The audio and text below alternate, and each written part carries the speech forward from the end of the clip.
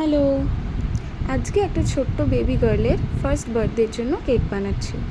এই কেকটা ছিল 1 পাউন্ড বাটারস্কচ ফ্লেভার, ইনসাইডে বাটারস্কচ ফ্লেভার কেক। আর ওপরটা একটা হালকা ইয়েলোইশ টোনে পুরো বেসটা করা হয়েছে। আর তার উপরে একটা গার্লদের যেরকম ড্রেস হয় সেই ড্রেস টাইপের একটা ডেকোরেট করা ছিল। তো একটা ছোট্ট স্টার নজেল নিয়েছি আর একটা মিষ্টি পিঙ্ক শেড বানিয়েছি। শেডটা ক্যামেরাতে অতটা ভালো লাগছে না, কিন্তু সামনে থেকে এই পিঙ্ক শেডটা খুব সুন্দর লাগছিল। যাই হোক, আগে থেকে একটা আউটলাইন আমি করে নিয়েছিলাম, সেই বরাবর আমি ছোট্ট স্টার নজেলটা দিয়ে ছোট্ট ছোট্ট করে স্টার বানাচ্ছিলাম।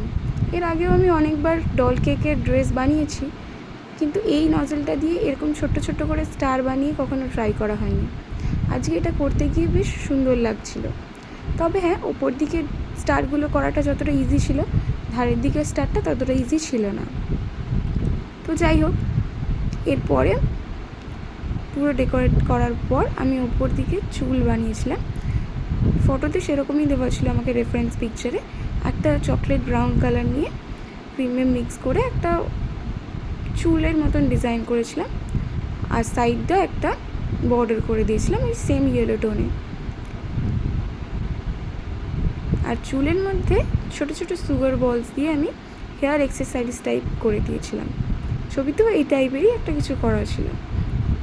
তো যাই হোক, দেখতে কেমন লাগছে জানিও।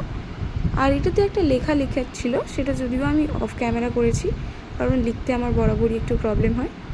তো যাই হোক, কেমন লাগলে জানিও। Thank you.